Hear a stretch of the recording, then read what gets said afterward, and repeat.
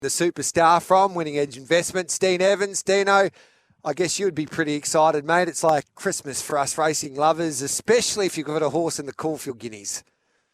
Yeah. Look, can't really hide the excitement. It's going to be an incredible day. Massive racing with 3 Group 1 races at Caulfield and then the Everest and the King Charles at Randwick. It's just an absolutely insanely good race day for punters and horse lovers alike. And yeah, it's exciting to have a runner in one of the big ones. Let's get stuck into the preview. We'll start with the 3 Group 1s at Caulfield. First of all, the Might and Power Stakes. Alligator Blood 230 with Bet 365. Just Fine 360. Joad's 460. Double figures for the rest. Who wins the Might and Power, mate? Yeah, look, pretty good on a roll for this race. Cox Plate lead up. Wink, Spin Battle, Ocean Park, Atlantic Jewel have all won this race. They usually come off a 2 or 3 week break, but there's a pretty mixed sort of lead up pattern for winners in this race. So I'm betting around Alligator Blood. I think he was good winning the Underwood last start, but he sort of won it last year and he was beaten sort of 2 lengths in this race. It's a strong 2,000 metres is the query. I'm also just got a bit of a query with Just Fine. Sort of won the Met Shop last start with 50, but sort of comes up to weight for age. So I'm looking around them at the prices. I thought Jouet, just hit the line really impressively in the Underwood last start. Her sectionals, were really good. Ran plus 8.6 for the last 800. I think she's going really well and starting to find her peak, and quite keen on Jouet here. And Lindeman's been disappointing, but he can improve a little bit. Nonconformist, sort of isn't out of it. So it's just a race where I want to sort of bet around, Alligator Blood and Just Fine. I think with a couple of chinks in their armour here, and I think Jouet could be the one. Now, in the Caulfield Guineas, militarised 260, he's been solid enough with the Bet365 market. King Colorado, your horse at $9. Stapati's out to $4. V8 $17. Shalite's been solid at $13. Centify at $19. Woofy. They keep on backing him. Everyone wants to tip me, Woofy. $13. And then Verdad, $29. Who wins the Guineas? Yeah, look, it's a pretty good Guineas. It's they usually come off either the Golden Rose or the Guineas Prelude that Stapati won to win this race. Interested in the money for Wolfie. I can see why his sectionals and all his runs have been really sort of exceptional. He's run the quickest last 600 of the day in his last 3 runs, but it has been lower grade. Probably the test for him is no horse in the last 12 years has won this race in its first prep, and so I think that's going to be the challenge for Wolfie. There's plenty of speed here with Lindbergh, Rock Empire, Griffith, and V8 probably all pushing forward, so I think they're all going to get their chance by this time of the day with the rail out and a little bit of rain last night. Yesterday, I think they'll be sweeping by the time they come to it. It's pretty hard to go past Militarized. Only had 7 starts, already won 3 Group 1s. Joe Mamira sticks. He sort of just, his sectionals in the Golden Road are unbelievable, and I think, he's the one to beat and really, really difficult to beat. King Colorado, obviously biased, but I thought he's sort of been kept fresh his first 2 runs. They finally started to screw him down. This has always been the target race. He gets the visors on the first time here, and I always thought the visors or the blinkers would sort of help him a bit.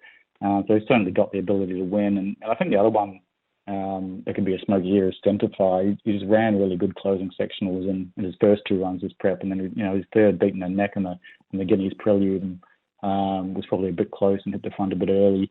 The blinkers come off here, and he worked really well against King Colorado recently, and he just sort of profiles well. 4th up, having his 4th run, whereas some of these are sort of having their first prep and probably don't have the class. So I think Military is absolutely the one to beat, and probably the dangers of King Colorado, Centify, and then obviously Stapati. In the Toorak Handicap, we've got the inevitable, the Tassie Star $9 with Bet365. Amelia's Jewel $2.20, so she's definitely at a backable price. Pinstripe, the Fiend Stakes winner at $17, and Tino, the Queensland Star, at $7. Attrition. It's been set for this race at $23. Pride of Jenny, the gave Amelia's Jewel a bit of a fright the other day. Or not a fright, well, a run for her money anyway at $11. And then we've got Here to Shock at $16, who definitely gave Antino a fright the other day in the Sandown Stakes. And then Amendable at $17. Your thoughts there on the Toorak, Dean? Yeah, probably three strong winning chances to my eye. Amelia Jewel, obviously a superstar mare. On the talent and rating, she's clearly the horse to beat. I think the only knock really I have on her is just that mares have a really ordinary record in this race. In the last 12 editions, there's been one mare that's won a place, and they just don't have a particularly good record in this race. She's weighted pretty well, in terms of where she'd be at weight for age, though. There's some horses that might get the drop of her. I think there's one danger, Antino. There's won 9 from 11. He was strong winning at Group 3 level last start. He's got 54.5 here. There's a big weight swing compared to what it would be at weight for age level. And if there's a chance for Antino to beat Amelia Jewel, obviously, then it's going to be tomorrow. He peaks and gets better with every run. His rating profile really shows that, and he also gets better as he gets up and trips, so the mile's going to be perfect. So I do think Antino could be one to knock her off, and I think the roughy, sort of the forgotten horses, they're amenable. You just got to look at, his Memsey run 2 starts back against the superstars like, Mr. Brightside, his favourite for the King Charles, and I Wish I Win, his favourite for the Everest, and Alligator Blood, his favourites for the Mud and Power. That's the form that he's come out of. And in that race, he ran +8 for the last 600, which is the second quickest of all runners on the day. It was a bit quicker closing sectionals of the race and the day. I thought he was just flat in the test, Ross, and probably because he was having his third run at 1400 again, he just needs more ground now. And the sting out of the good track might help him too. So, my sort of strategy here, I think I'm going to back Antino, save on Amelia Jewel, but also back Amenable, because if he runs to that Memsey run, then he could be the one that knocks them all over. At Randwick, the big miles, the King Charles worth $5 million. You got Think It Over at 13, Mr. Brightside, the best miler in this country at the moment anyway at 220, Zaki at $9, Light Infantry Man at $9, and then we go down to Buckaroo. They tell me he worked like a winner the other day at $23, Kovalika $19, and Fangirl, I think she's at a big price on a rock hard track at $6.50 for Waller and McDonald.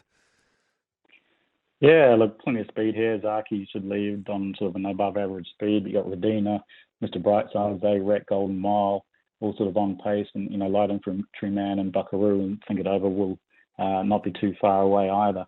Obviously a strong race here worth $5 million. Mr. Brightside clearly flying. Has won 5 in a row, including 3 this prep, but it comes to Sydney now. It's just so short, and it's a really strong race that I've got to bet around him. I think that the 2 imports are really high class. Light Infantry Man, he's had 6 runs in Europe since the Golden Eagle, and for 5 placings, 4 at Group 1 level. He was second beaten the head in the Group 1 in France. He's third in the Queen Anne. He's a miler from the Marseille with Zach Curtin aboard. He's a really big chance. And Buckaroo was only beaten half a length in the same France Group 1. He then ran third in the Wolferton at Royal Ascot. And the horses who've sort of won or placed in that race include horses that have won Group 1s here, like Sir Dragon, A, Cox Plate, Deeb, Magic Wand and Contributor. So that's always a really strong form line. We know Joseph O'Brien has a great track record here, and Hugh Bloom and aboard. I can't believe that horse is sort of $21. So I'm really keen on backing the imports here. I think Light Infantry Man and Buckaroo are really strong bets. I think, from the Aussie horses, Chris Waller's got a great record on this race, and Fangirl, like you said, is definitely a chance. Kovalika, I think, can run a big race as well, but the 2 I'm really keen on, and sort of at the price to Light Infantry Man and Buckaroo, they've just got the class to really run a big race here. Let's have a look at the Everest. I Wish I Win's firmed in over the last 24 hours, now into 460 with Bet365. Private Eye 650. Think About It, still the favourite, 420. Over past $12. Buenos Noches 15. Hawaii 50 $13. In Secret $12.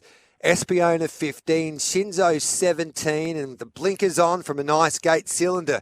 Has had good backing since the barrier draw. He's now into single figures at $8.50. Dean, who wins the Everest? Yeah, interesting race to profile. When you combine the TJ Smith and the Everest in the last sort of 12 years, 18 races, only one horse has won it second up. And yet you've got so much of this field coming in second up, pretty much the top 5. I Wish I Win, Private Eye, Think About It, I Do, Overpass, all second up, so alcohol free. Then you got mares that don't have a good record, so you rule out alcohol free, In Secret, and Espiona. And it's a really interesting race to profile. The 3-year-olds have such an incredible record in this race that I think our horse Cylinder is looking a really good bet here. He won the Fame and the Run to the Roses prep. what does Golden Rose run? Racing wide, no cover in that race, and only getting beaten in the photo was huge. He gets blinkers the first time. 2 of the 6 Everest winners have been 3-year-olds. He's fourth up. He just profiles really ideally, and I think Cylinder's actually the one to beat. Private Eye was really impressive winning the shorts first up.